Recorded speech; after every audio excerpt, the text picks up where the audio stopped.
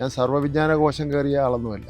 പക്ഷേ എനിക്ക് പച്ച മനുഷ്യൻ്റെ പ്രശ്നങ്ങൾ എന്താണെന്ന് എനിക്കറിയാം. ന്യൂ ട്രിവാൻഡ്രം, അതാണ് നമുക്കിനി ചിന്തിക്കേണ്ടത്. പായസം കുറച്ചേ കഴിക്കാൻ പാടുള്ളൂ. ഷുഗർ. അതെ അതെ. അതുകൊണ്ട് മധുരം കുറച്ച് മാത്രം കഴിക്കും. തരൂല്ല, ഇവിടുന്ന് കിട്ടില്ല. ബഡ്ജറ്റ് അവതരിപ്പിക്കുന്ന മാണിസാറിൻ്റെ അടുത്തേക്ക് പോകാനൊരു ശ്രമം നടത്തി. അത് ഏത് വഴിയാണോ നോക്കി ആ വഴി സ്വീകരിച്ചു. അത് ആ തീരുമാനം നടപ്പിലാക്കാൻ വേണ്ടി നിന്നതാണ്. ഞാൻ കഴിഞ്ഞ 40-45 വർഷക്കാലമായി പ്രവർത്തിക്കുകയാണ്.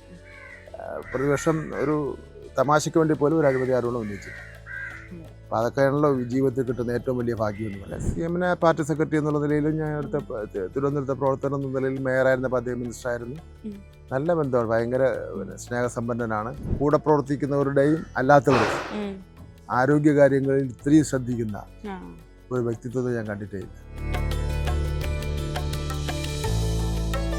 കേരളത്തിലെ കുട്ടികൾക്ക് ഏറെ ഇഷ്ടമുള്ള ഒരാളാണ് ഇന്ന് നമ്മോടൊപ്പം ഉള്ളത്. അവരുടെ ഹീറോ മന്ത്രി അപ്പൂപ്പൻ, വിദ്യാഭ്യാസ മന്ത്രി വി ശിവൻകുട്ടി.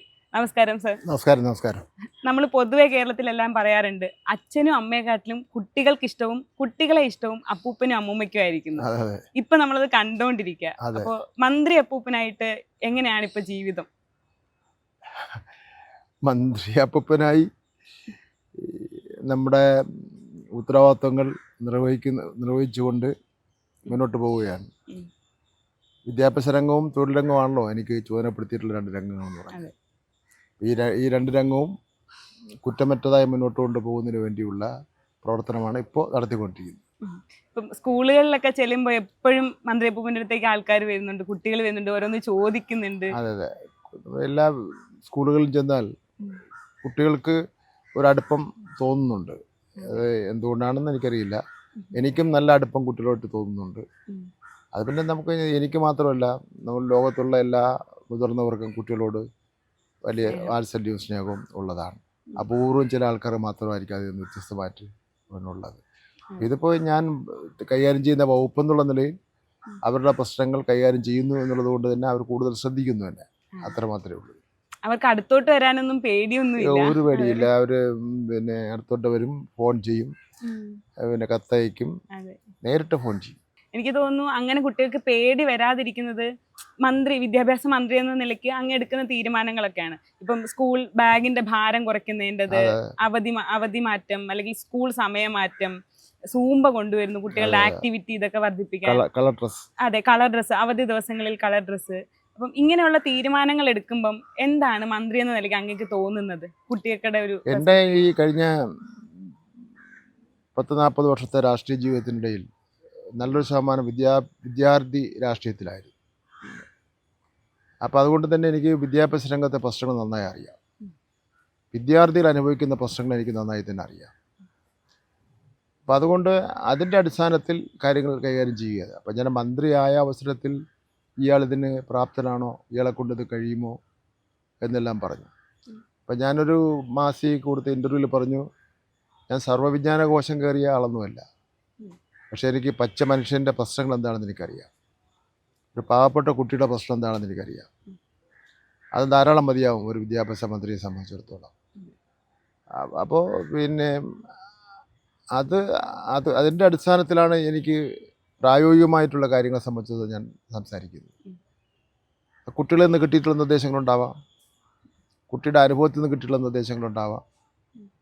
അപ്പോൾ എപ്പോഴും നമ്മൾ ഭരണാധികാരികൾ അവർ കൈകാര്യം ചെയ്യുന്ന രംഗത്തെ പ്രശ്നങ്ങൾക്ക് ശാസ്ത്രീയമായി പരിഹാരം കാണുന്നതിന് വേണ്ടിയുള്ള പരിശ്രമമാണല്ലോ നടത്തേണ്ടത്.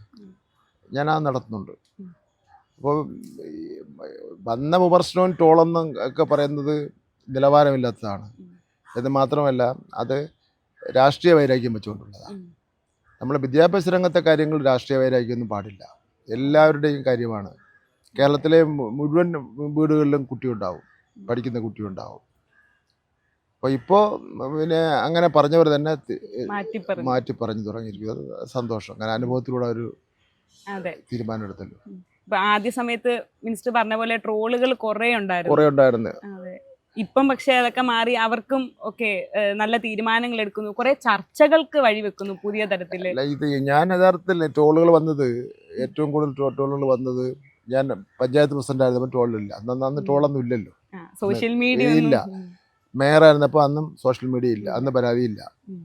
രണ്ട് പ്രാവശ്യം ഞാൻ MLA ആയി ജയിച്ചു, അന്ന് ഇതെല്ലാം ഉണ്ട്, സോഷ്യൽ മീഡിയ ഒക്കെ ഉണ്ട്, അന്ന് അതിനെപ്പറ്റി പരാതിയില്ല. ഈ മന്ത്രിയായപ്പോൾ ഞാൻ O രാജഗോപാൽ സാറിനെയും കുമ്മനം രാജശേഖരനെയാണ് പരാജയപ്പെടുത്തിയത്. ബിജെപിയുടെ അക്കൗണ്ട് പൂട്ടിച്ചു. അപ്പൊ ആ പൂട്ടിച്ചതിനുള്ള വൈരാഗ്യമാണ് നമ്മളെ ഇങ്ങനെ ഇത് വേട്ടയാടിക്കൊണ്ടിരുന്നത്. ഞാനത് മൈൻഡ് ചെയ്യാൻ പോയിട്ടേ. ഇപ്പം ഇപ്പോഴാണെങ്കിലും ട്രോളുകളെയും വിവാദങ്ങളെയൊക്കെ എങ്ങനെയാ ഹാൻഡിൽ ചെയ്യുന്നത്? ഇപ്പൊ ഒരു ടെൻഷനും ഇല്ല. നേരത്തെ ഒരു വിഷമം തോന്നിയിരുന്നു.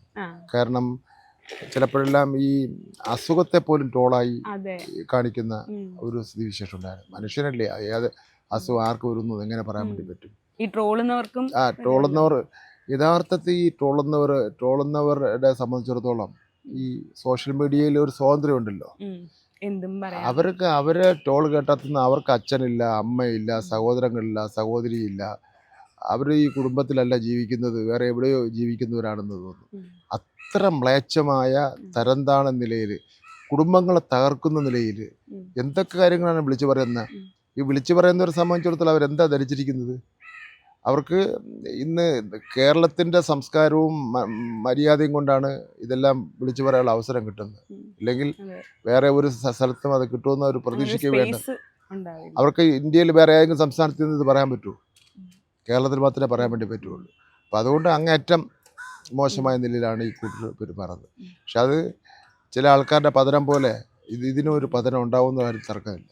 ഇങ്ങനെ പേഴ്സണലി ഉള്ള അറ്റാക്ക് വരുമ്പോൾ വിഷമം തോന്നിയിട്ടുണ്ട്. അത് കുറച്ച് തോന്നിയിട്ടുണ്ട്. അത് മനുഷ്യനല്ലേ, തോന്നാതിരിക്കില്ലല്ലോ. ഇപ്പോൾ എൻ്റെ അസുഖത്തെ പറ്റി പറയുമ്പോൾ വിഷമം തോന്നുമല്ലോ. ഇല്ലാത്തൊരു കാര്യത്തെ സംബന്ധിച്ചിടത്തോളം വെറുതെ പറയുമ്പോൾ അസുഖം തോന്നുന്നു, വിഷമം തോന്നുമല്ലോ. അതൊക്കെ മനുഷ്യനുണ്ടാവുന്ന സാധാരണഗതിയിൽ ഉണ്ടാകുന്ന കാര്യങ്ങൾ എന്നതുകൊണ്ട് എൻ്റെ പ്രവർത്തന മേഖലയിൽ നിന്ന് ഞാൻ വിഡ്രോ പോയിട്ടില്ല. കുറച്ച് കൂടുതൽ വാശിയോടുകൂടി കാര്യങ്ങൾ ചെയ്യുന്ന നിലയിലാണ്. ഇപ്പം അങ്ങ് വിദ്യാഭ്യാസ മന്ത്രിയായിരിക്കുമ്പം കുറേ നല്ല കാര്യങ്ങൾ ഇപ്പോൾ കൊണ്ടുവരുന്നുണ്ട്. അതേപോലെ തന്നെ ഇപ്പം ജപ്പാനിലും ചൈനയിലും ഒക്കെ കുട്ടികൾക്ക് ക്ലാസ്സിൽ സിലബസ് പഠിക്കുന്നത് മാത്രമല്ല, ഇപ്പം ഒരു ഫയർ അലാറം കേട്ടാൽ എന്ത് ചെയ്യണം, ഒരു എർത്ത് ക്വേക്ക് ഉണ്ടായാൽ എന്ത് ചെയ്യണം എന്നൊക്കെയുള്ള അങ്ങനെ കുറച്ച് ലൈഫ് സ്കിൽസും കൂടെ പഠിപ്പിക്കുന്നുണ്ട്. അപ്പം നമ്മുടെ നാട്ടിലും സിലബസ് എന്നുള്ള ആ ഒരു പുസ്തകത്തിൽ മാത്രം വിദ്യാഭ്യാസം എന്നുള്ളത് ഒതുങ്ങാതെ അങ്ങനെ കുറേ കാര്യങ്ങൾ നമുക്കും കൊണ്ടുവരണ്ടേ? ഈ രൂപത്തിൽ പറയുന്ന നമ്മൾ അത്യാവശ്യം അറിഞ്ഞിരിക്കേണ്ട ഒരു മനുഷ്യൻ, ഒരു കുട്ടി അറിഞ്ഞിരിക്കേണ്ട കാര്യങ്ങളെ സംബന്ധിച്ചിടത്തോളം ഈ സ്കൂൾ തുറന്ന് ആദ്യത്തെ 2 ആഴ്ച ഓരോ മണിക്കൂർ അതാണ് പഠിപ്പിച്ചത്. എങ്ങനെ റോഡ് ക്രോസ് ചെയ്യണം, ഒരു തീപിടുത്തം ഉണ്ടായാൽ എന്താണ് നമ്മൾ ചെയ്യേണ്ടത്, അതുപോലെ ലഹരി ഉപയോഗത്തെ സംബന്ധിച്ച്, ട്രാഫിക് റൂൾസിനെ സംബന്ധിച്ചിടത്തോളം, പിന്നെ നീന്തൽ, പരിചയമില്ലാത്തവരുണ്ട് ആഹാര പദാർത്ഥങ്ങൾ തന്നാണ് കഴിക്കുന്നതിനെ സംബന്ധിച്ചിടത്തോളം ഒരു നമുക്ക് ഇഷ്ടപ്പെടാത്ത രൂപത്തിൽ ആരെങ്കിലും നമ്മുടെ ശരീരത്തിൽ തൊട്ടാൽ അതിന് അത്തരം കാര്യങ്ങളാണ് പിന്നെ അടുത്ത വർഷം കുറച്ചും കൂടെ വിപുലമായ നിലയിൽ തന്നെ പഠിപ്പിക്കാൻ വേണ്ടി തീരുമാനിച്ചിട്ടുണ്ട്. മിനിസ്റ്ററുടെ ഫേസ്ബുക്ക് പോസ്റ്റുകൾ അതും ഭയങ്കര ചർച്ചയാണ്. ഓരോന്നിനും ഉരുളക്കുപ്പേര് പോലെ എന്നൊക്കെ പറയൂലേ, കറക്റ്റ് കൊള്ളിക്കേണ്ടടുത്ത് കൊള്ളിച്ചൊക്കെ പോസ്റ്റ് ഇടും. എങ്ങനെയാണ് ഈ ഐഡിയകളൊക്കെ വരുന്നത്? ഞാൻ വ്യക്തിപരമായ ആരെയും അങ്ങനെ മോശപ്പെടുത്തി പറയാറില്ല, ഇല്ല. അല്ലാതെ പൊതു രാഷ്ട്രീയത്തിൽ ഞാൻ പറയാറുണ്ട്. അത് എൻ്റെ രാഷ്ട്രീയം ഉണ്ടല്ലോ, ആ രാഷ്ട്രീയത്തിനെ പ്രൊട്ടക്ട് ചെയ്യേണ്ട ഉത്തരവാദിത്തം എനിക്കുണ്ടല്ലോ. ആ രാഷ്ട്രീയത്തിനെതിരായി ഉള്ള വർത്തമാനം വന്നു കഴിഞ്ഞാൽ തിരിച്ച് പ്രൊട്ടക്ട് ചെയ്യുന്നു, അതിന് മാത്രമേ ഉള്ളൂ. ഒരു പ്രതിരോധം. നമ്മൾ ഓണക്കാലം ആണല്ലോ, അപ്പം തിരുവനന്തപുരത്തെ ഓണമാണ് ഏറ്റവും അടിപൊളി ഓണം എന്ന് പൊതുവെ പറയും. വാരാഘോഷമുണ്ട്, ലൈറ്റുകളുണ്ട്, എല്ലാ ജംഗ്ഷനിലും എങ്ങനെ പോയാലും പരിപാടികളുണ്ടാവും. അപ്പം തിരുവനന്തപുരത്തിന്റെ ശിവൻകുട്ടി അണ്ണന് എങ്ങനെയായിരുന്നു ഓണം പണ്ട്? ഞാനൊരു സാധാരണക്കാരനായിട്ടുള്ള ഒരു കക്ഷിയാണ്. ഞാൻ ഉള്ളൂർ പഞ്ചായത്തിൽ ഒരു ചെറുവയ്ക്കൽ എന്ന് പറഞ്ഞ ഒരു സ്ഥലത്താണ് ഞാൻ താമസിക്കുന്നത്.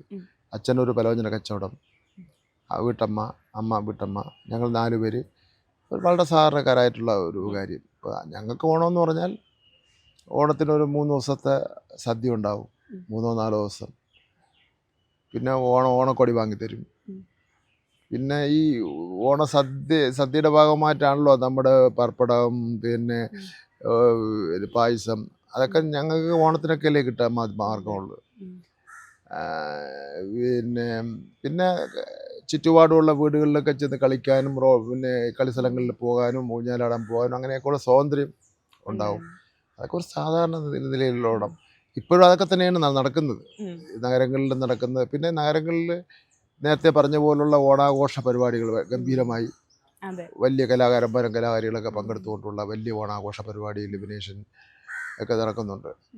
അന്ന് ഇപ്പം നമ്മുടെ ഏതാണ്ട് ഒരു 10 ദിവസം കൊണ്ട് 10 ലക്ഷം ആൾക്കാരെങ്കിലും വന്നു പോകുന്ന ഒരു സ്ഥിതിയാണ്. അപ്പം അതിൻ്റെ ഒരു നടത്തിപ്പിൻ്റെ തുടക്കത്തിലാണ് ഇപ്പം ഞാൻ.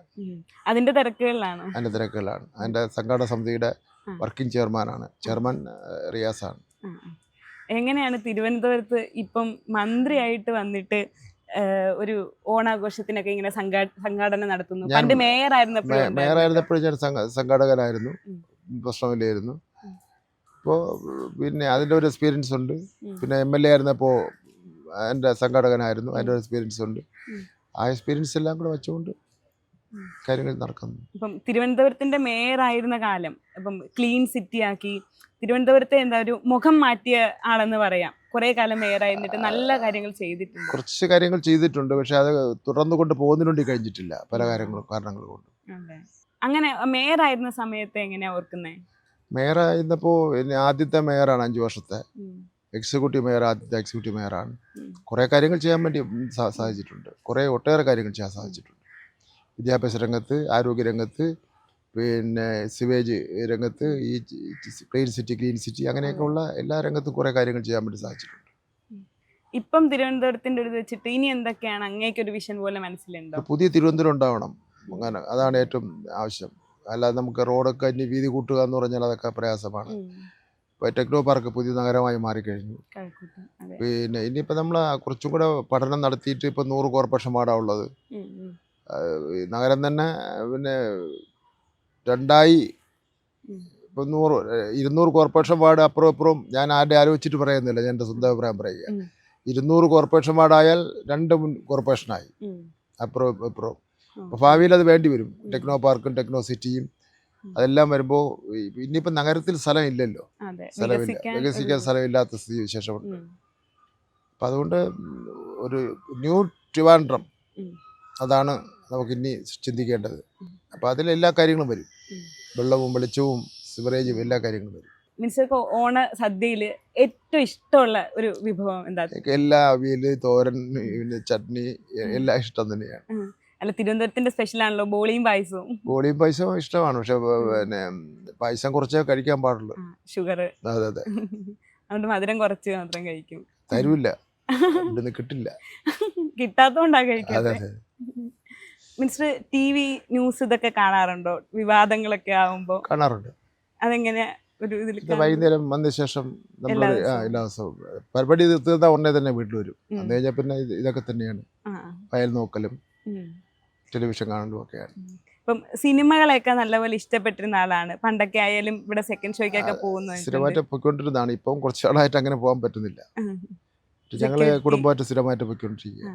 ഇപ്പം ഭാരതാംബ വിവാദത്തെ പറ്റി പറയുകയാണെങ്കിൽ മിനിസ്റ്റർ ആ പരിപാടി ബഹിഷ്കരിച്ചിറങ്ങി വരുന്നു. അപ്പം അതിനെപ്പറ്റി മാധ്യമപ്രവർത്തകർ ചോദിക്കുമ്പോഴും ഗവർണർ അവിടെ ഇരിപ്പുണ്ട് എന്നൊക്കെ രീതിയിൽ ഒട്ടും പേടിക്കാതെ എന്തിനെ പറ്റിയും നിലപാട് പറയാൻ ഉള്ളൊരു ആർജവം അങ്ങേക്ക് എപ്പോഴും ഉണ്ട്, എപ്പോഴും കണ്ടിട്ടുണ്ട് ആ ഒരു ധൈര്യം. നമ്മൾ ചെയ്യുന്ന ശരിയാണെന്നുള്ള ഉത്തരബോധ്യം ഉണ്ടെങ്കിൽ നമുക്ക് ആ നിലപാടിൽ ഉറച്ചു നിൽക്കുന്നതിന് ഒരു പ്രശ്നമില്ല, അത് പറയുന്നതിനും പ്രശ്നമില്ല. അതിനുള്ള ആത്മവിശ്വാസം നമുക്ക് ഉണ്ടാവുകയും ചെയ്യും. നമ്മൾ എന്തെങ്കിലും ഒരു കള്ളത്തരം ഉണ്ടെങ്കിൽ നമുക്ക് ആത്മവിശ്വാസം കുറവായിരിക്കും. കേൾക്കുന്നവർ നമ്മുടെ മുഖത്ത് നോക്കുമ്പോൾ തന്നെ അറിയാം ഇതിലെന്തോ കള്ളത്തരമുണ്ട്. അപ്പം അതുകൊണ്ട് നമ്മുടെ നിലപാട് ശരിയാണെന്ന് തോന്നുന്ന കാര്യങ്ങൾ ഉറച്ച നിലപാട് പറയും.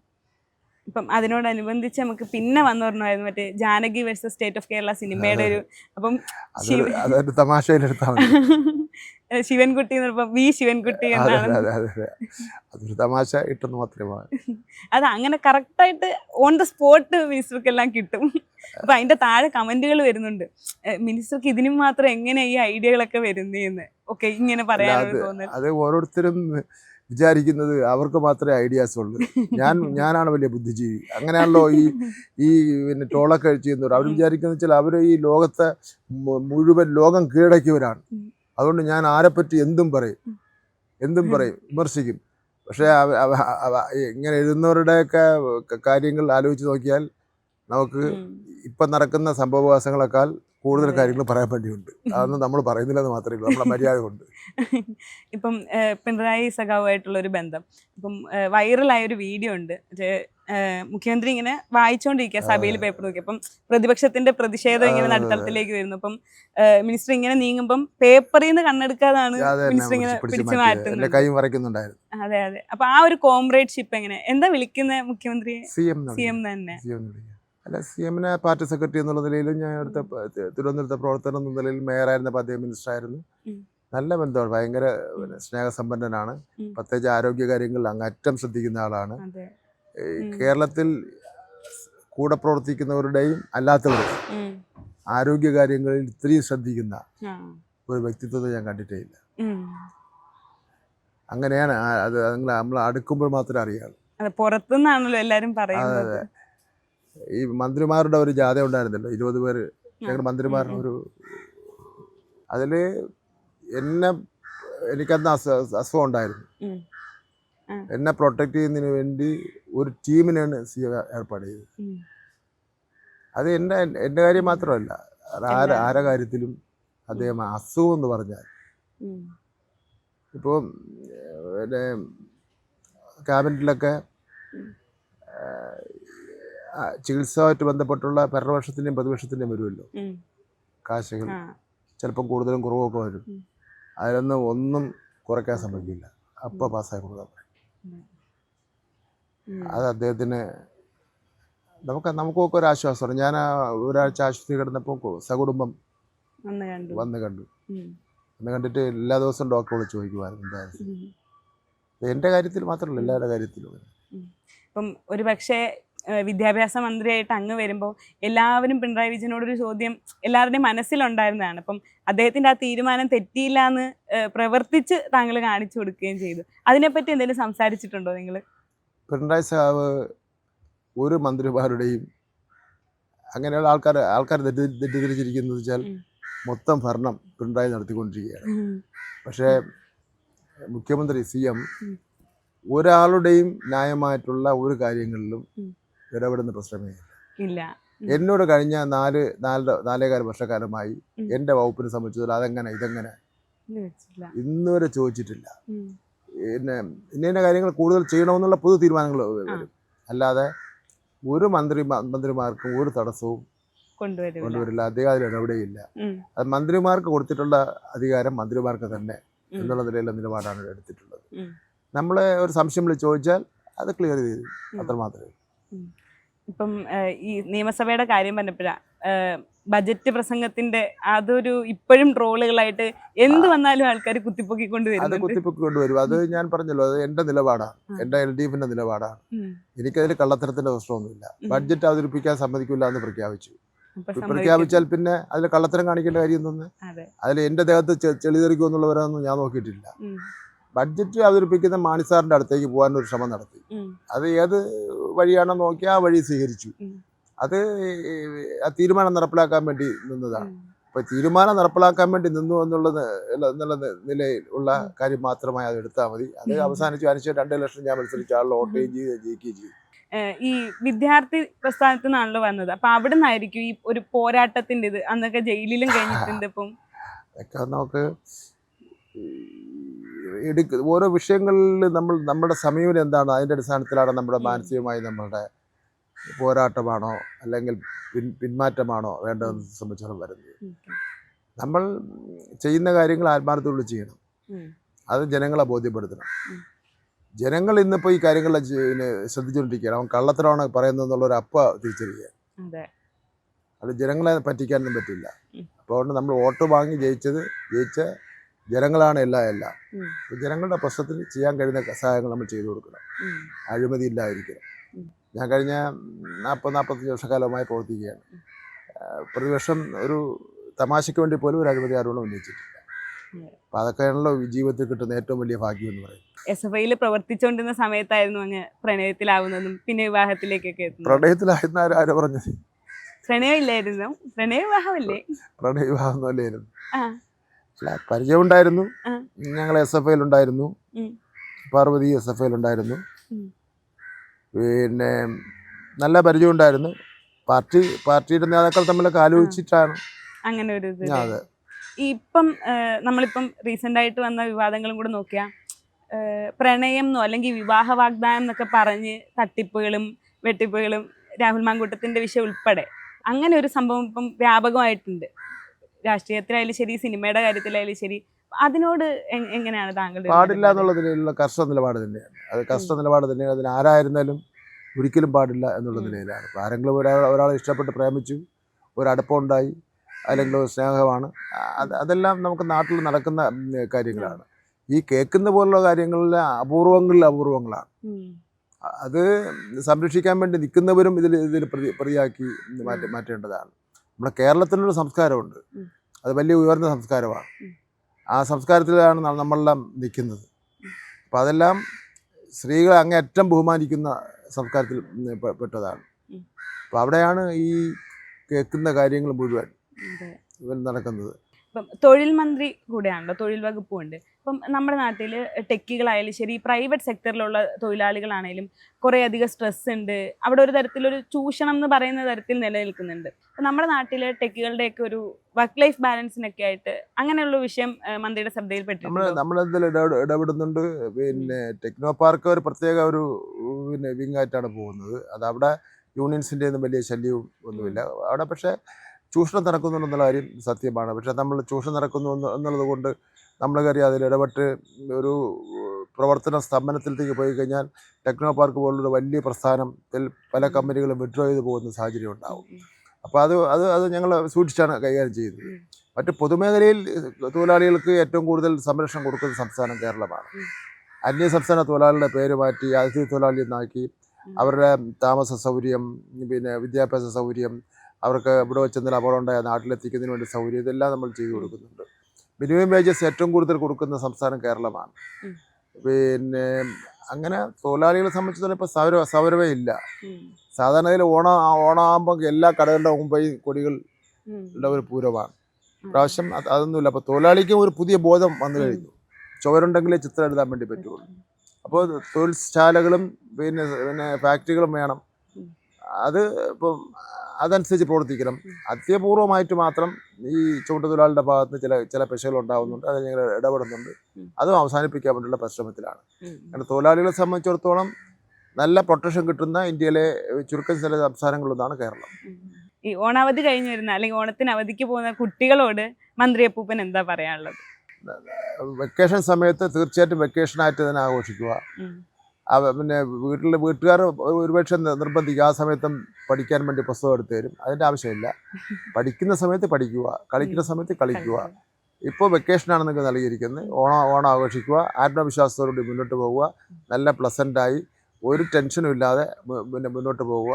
സ്കൂൾ തുറക്കുമ്പോൾ നമുക്ക് പുസ്തകം വായിക്കുകയും പഠിക്കുകയൊക്കെ ചെയ്യുക. അതിനുള്ള സംവിധാനമൊക്കെ തന്നെ ഒരുക്കിയിട്ടുണ്ട്. Thank you so much. Thank you.